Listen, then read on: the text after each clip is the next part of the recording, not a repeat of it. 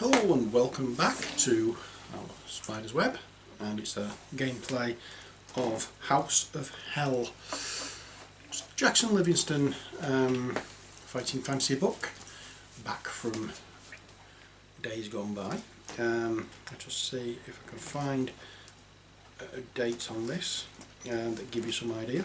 1984 it was first published. So we are going to continue now. We had in the previous episode all the instructions and the background to the adventure. Now we are going to start from the very first passage. Accompanying me in this adventure is Ali. Hello, I've got a sidekick, Freya. Let me just move this camera down a touch. That's better. Are you helping me? Okay, so you climb the creaking steps up to the front door and pause to catch your breath. Even though you ran all the way up the drive from your car, you are soaked through. Your feet are particularly wet. Judging by the number of puddles you stepped into in the dark, the drive needs a small fortune spending on repairs. But under the porch you are out of the storm, and you brush the rain from your clothes before turning towards the door. The rain is still pelting down, but an eerie silence hangs in the air. No lights are on downstairs. You step back off the porch to check the upstairs window which attracted your attention earlier.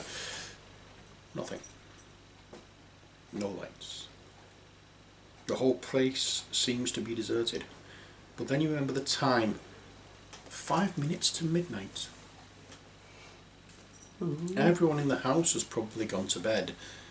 An owl hoots in the distance and a shiver runs down your spine. The situation is a little scary.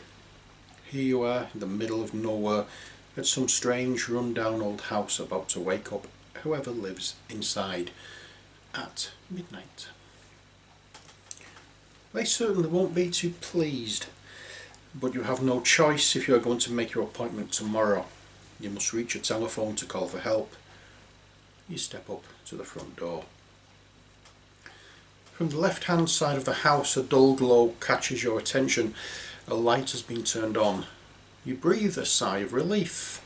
At least someone is awake. You consider your options.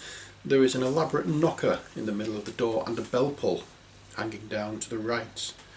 So, what will you do? Will you wrap the door with a knocker, pull the cord, or creep around the house to investigate the light?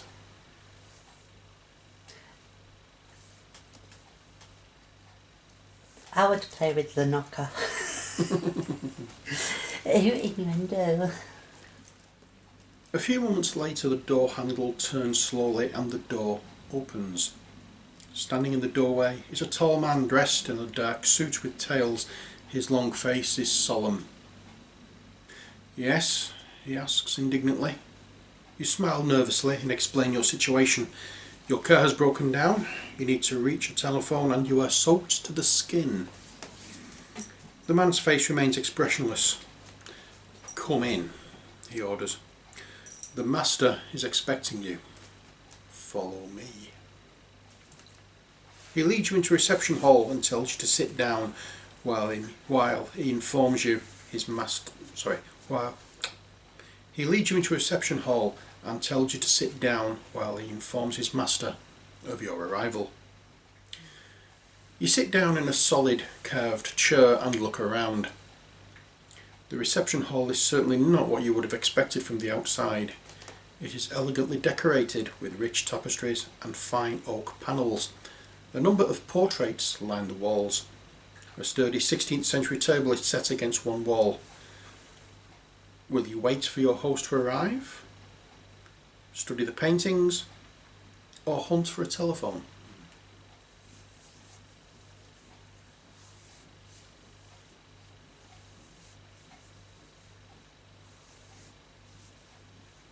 Study the painting.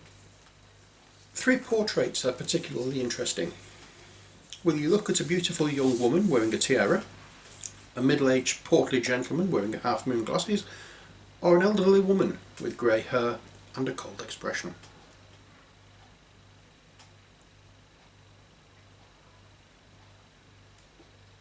Do I have to choose one of them? Mm-hmm. The younger of the ladies.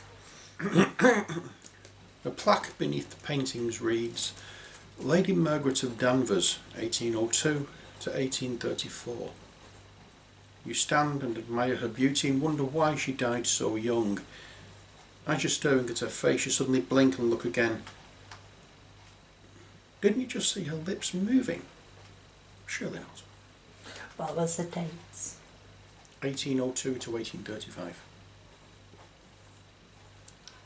And that was Lady Margaret of Danvers. Danvers. Danvers. Okay. A whisper reaches your ear, but you cannot make out its message. You lean forward and put your ear to the lips. A soft woman's voice is speaking to you. Stranger, beware of this place, for it is cursed. Many have succumbed to its power, myself included. The evil Lord Kelnor will already be plotting your death. Drink not his white wine, or if you can, be gone. Escape while you may. You step back aghast. What sort of place is this? A creepy run-down old building filled with priceless antiques and paintings which talk? A cold prickle runs down your neck and you must add 1 fear point.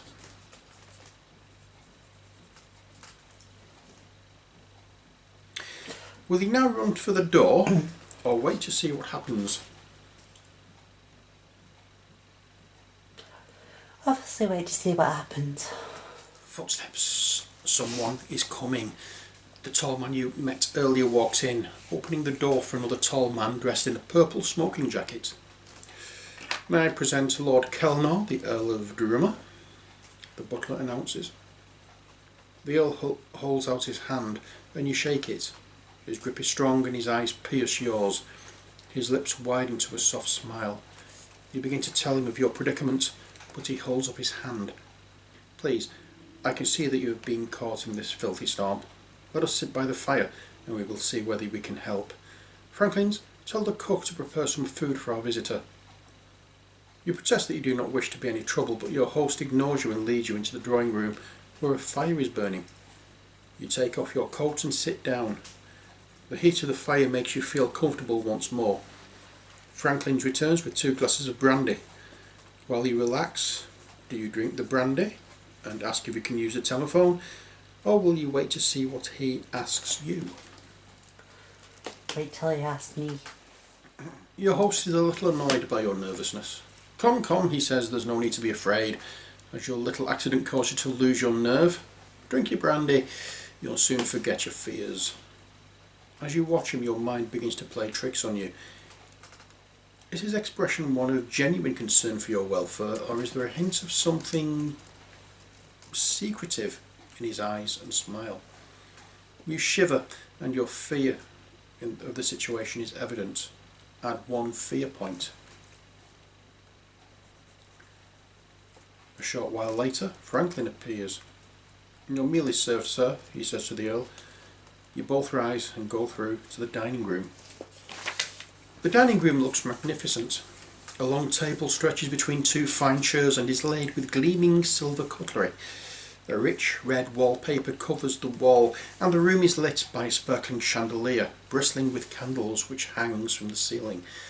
You take your seat and the butler moves behind you to offer you wine. Will you take white wine or red? Red. The wine is impeccable, a fine vintage. Soup follows, and then you may choose either lamb or duck. Or you can tell your host that you've already eaten and that you're not hungry. Lamb. A rack of lamb is brought in on a silver platter. The smell is delicious. You both start to eat and talk. The Earl asks you about your job and your reason for being in such an out-of-the-way place in the middle of the night. In turn, he tells you about himself and his family. The Earl of Drummer is the last survivor of his family. His estate stretches for miles around the house. At one time the estate was prosperous, with many tenant farmers cultivating his land and providing a healthy income for his family. Well, things started to change. His sister died at the age of 32 under mysterious circumstances. She was found dead in a clearing in the woods with strange marks on her neck. News travelled fast, but the ignorant peasants started muttering about witchcraft and black magic. In their eyes, the house was cursed. Pure superstitious nonsense, of course, but gradually the farmers moved to new pastures, avoiding the estate. By now you've finished your meal. Franklin's returns to offer you fruits, cheese, coffee and brandy. What will you take? Fruit, coffee and brandy? Cheese, coffee and brandy? Or just cheese and coffee?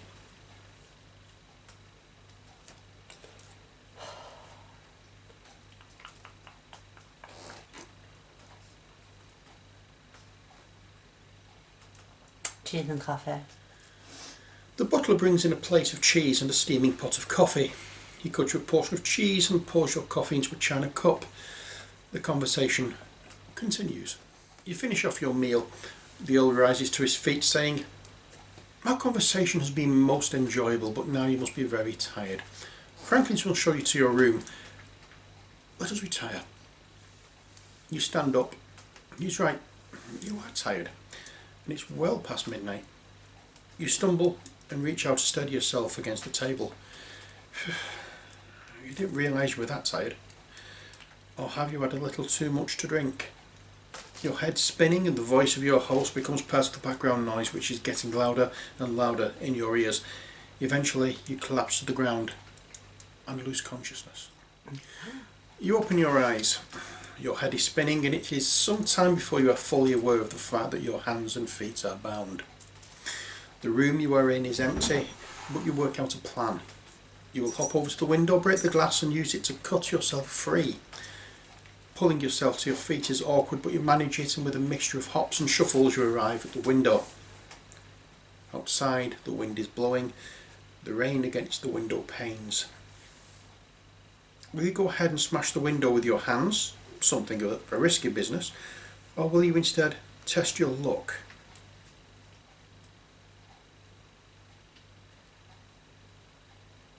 Test my luck with what?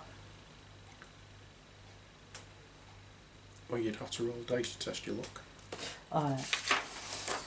Okay, so you need to roll 2 dice and compare with your luck score. It's 7. You need to roll less than. Less than 7.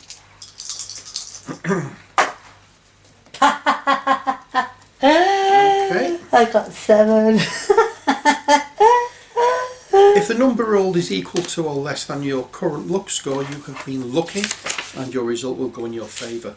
If the number rolled is higher than your current luck score, you have been unlucky and you will be penalised. You grit your teeth and shove your bound hands against the window pane. Roll first. Your first blow is not hard enough to break the glass, so you try again. This time the glass shatters and some large pieces fall onto the floor. But your desperate action does not leave you unhurt. You receive a nasty gash on your left wrist. Deduct 2 stamina points, and unless you want to try your luck again to see if you can roll to cut that down to 1 stamina point. It's up to you. What do you do with that? Same as you did last time. Well, the stamina's 16. No, you have to roll your 2 dice and get 7 or less. Oh, the luck. Yeah. Alright, no, I'll leave it at 2. Okay. Because I've got 16. So you deduct 2 stamina points. Yeah, okay. Don't change the initial value. You cut yourself free and massage your wrists to get the circulation moving again. Then you walk over to the door to try it. It's not locked. You try the handle, open it a little and look outside. Your room is on a first floor landing. Facing the door is a balustrade, and looking over the banisters you can see the entrance hall below. To your left there are 2 doors in the corner of the landing which runs along to the right. If you wish to go this way, do you wish to go this way? Or looking to the right, the landing goes past another door and then turns to the left. So do you go that way? Read them again, please. Okay, so the first option, to your left, there are 2 doors in the corner of the landing which runs along to the right. Or do you turn to your right, where the landing runs past another door and then turns to the left? The choice is yours. What should she do? Leave your messages, and if somebody's already suggested what you want to do, give it a thumbs up. But we will continue this next Wednesday evening. Ooh. Until then, from Ali. As always smile, always imagine, and always believe. And from me, take care, God bless, and bye.